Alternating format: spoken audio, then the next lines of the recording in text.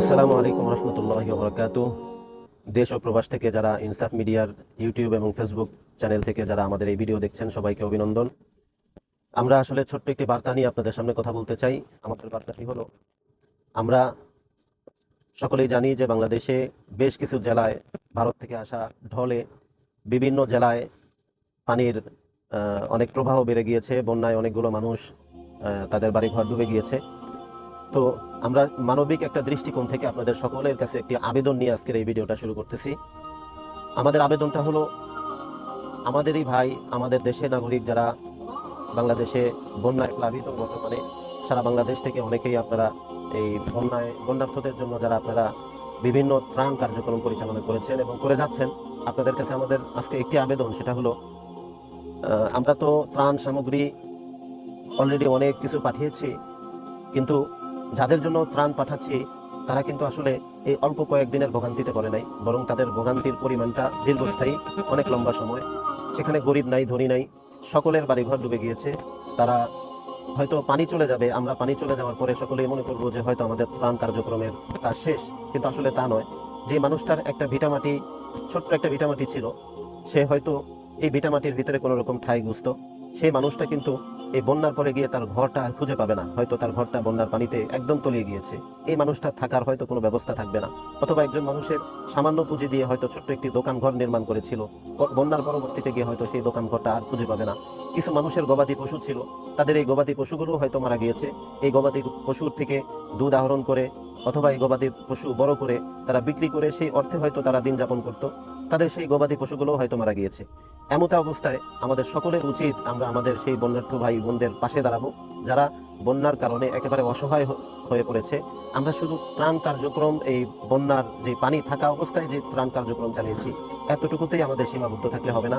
আমাদের উচিত হলো বন্যার পরবর্তী সময়ে আমাদেরই এই ভাই বোনগুলো তারা যেন একটু ঘুমাবার, একটু নিজের একটি বাসস্থান হিসাবে একটু ঠাঁই গোজার একটা জায়গা হয়, তাদের ঘর নির্মাণে, তাদের ক্ষুদ্র ঋণ বা কিছু আর্থিক সহায়তার মাধ্যমে, তাদের ব্যবসা কার্যক্রম অথবা কোনো ছোট গবাদি পশু তাদেরকে কিনে দিলে সেটা প্রতিপালনের মাধ্যমে ভবিষ্যতে তারা যেন এই তাদের জীবন জীবিকা নির্বাহ করতে পারে, সেই ব্যবস্থাটুকু যেন তারা করতে পারে, সেই জন্য আমাদের সহায়তা করা উচিত।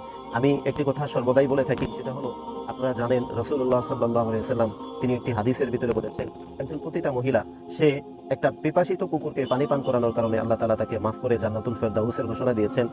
একটা পিপাসিত কুকুরকে পানি পান করাইলে যদি আল্লাহ তাআলা একজন পতিতা মহিলাকে মাফ করে দিতে পারেন, তাহলে আশরাফুল মাখলুকাত, যারা এই সৃষ্টি জগতের সবচেয়ে সেরা সৃষ্টি, তাদের জন্য যদি আমরা একটু খাবারের ব্যবস্থা করি, থাকার ব্যবস্থা করি, ঘরহীন মানুষকে একটু ঘর দেওয়ার ব্যবস্থা করি, আমরা তাদের সাহায্যার্থে যদি এগিয়ে আসি, আল্লাহ তাআলা আমাদেরকে তাহলে খুশি হয়ে কি পরিমাণ বিনিময় জাযায়ে খায়ের দান করতে পারে, আমরা একটু কল্পনা করলেই হয়তো আমরা বুঝতে পারবো। সবচেয়ে বড় কথা হলো, আমরা মুসলমান, আমাদের আখলাক হলো এমন যে যুদ্ধের ময়দানে সাহাবা একরাম একজন দেখলেন যে একটা মানুষ, একজন সাহাবী, সে পিপাসায় কাতর, জান যায় যায় অবস্থা, এমত অবস্থায় তার কাছে পানি নিয়ে গেছে।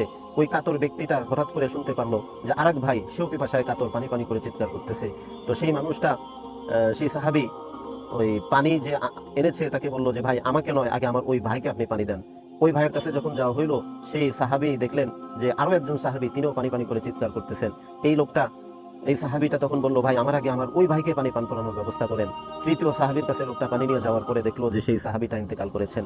দ্রুত গতিতে দ্বিতীয় সাহাবীর কাছে এসে দেখলেন তিনিও যিনি পানি পান করতে চেয়েছিলেন, পানি পান করা ছাড়াই তিনিও শহীদ হয়েছেন। প্রথম যে সাহাবী পানি চেয়েছিলেন, তার কাছে আসার পরে দেখলেন তিনিও শহীদ হয়ে গিয়েছেন। তাহলে দেখেন, মৃত্যুর পূর্ব মুহূর্তে একজন মানুষ কি পরিমাণ পিপাসিত থাকে। এমন পিপাসিত মুহূর্তেও যে সাহাবা একরাম অন্য আরেক ভাইয়ের কথা চিন্তা করেছে, আমরা তো তাদেরই আদর্শের অনুসারী, আমরা তো সেই নবীরই উম্মত, যে সাহাবীদের কথা বলতেছি, তারা যে নবীকে অনুসরণ করেছেন, আমরা তো সেই নবীর উম্মত। অতএব আমাদেরও উচিত, আমরা যদি একবেলা খেয়ে থাকি, আমরা যদি বাসস্থান হিসাবে একটা ঘর আমাদের থেকে থাকে, তাহলে আমাদের ভাইদের জন্য আমাদের কাজ করা উচিত। এই জন্য আমাদের ইনসাফ মিডিয়ার পক্ষ থেকে আমাদের আবেদন থাকবে, আপনারা ত্রাণ কার্যক্রমকে চালিয়ে যান। বিশেষ করে আমাদের দেশে আস-সুন্নাহ ফাউন্ডেশন সহ অনেকেই কাজ করতেছে, যারা এই বন্যার্থদের মধ্যে যারা ঘর বাড়ি হারিয়ে ফেলেছে, তাদের ঘর নির্মাণের জন্য তারা উদ্যোগ গ্রহণ করেছে। আপনারা আস-সুন্নাহ ফাউন্ডেশনেও অংশগ্রহণ করতে পারেন। ব্যক্তিগতভাবে আমরাও এই ইনসাফ মিডিয়ার পক্ষ থেকে, আমার নেতৃত্বে এখানে কিছু যুবক ভাইরা আছে যারা অর্থ কালেক্ট করে আমরা বন্যার্ত এলাকার ভিতরে তাদেরকে সহায়তা করার জন্য আপ্রাণ চেষ্টা করে যাচ্ছি। ইতিপূর্বেও খাবার পাঠিয়েছি, শুকনা খাবার, পানি সহ বিভিন্ন সরঞ্জামাদি পাঠিয়েছি এবং আমাদের এই কার্যক্রম চলমান থাকবে ইনশাআল্লাহ। আপনাদের কাছে আমাদের আবেদন থাকবে, যারাই যেখান থেকে দেখতেছেন তারা আমাদের মাধ্যমে হোক, আসুন্নাহ ফাউন্ডেশনের মাধ্যমে হোক, আপনারা এই ত্রাণ কার্যক্রমকে চালিয়ে নেবেন। এটাই আমাদের পক্ষ থেকে আপনাদের কাছে বিশেষ আবেদন। আপনারা ভালো থাকবেন, সকলের প্রতি শুভকামনা করে আজকের মতো এখানেই শেষ করছি। আসসালামু আলাইকুম ওয়া রাহমাতুল্লাহি ওয়া বারাকাতুহু।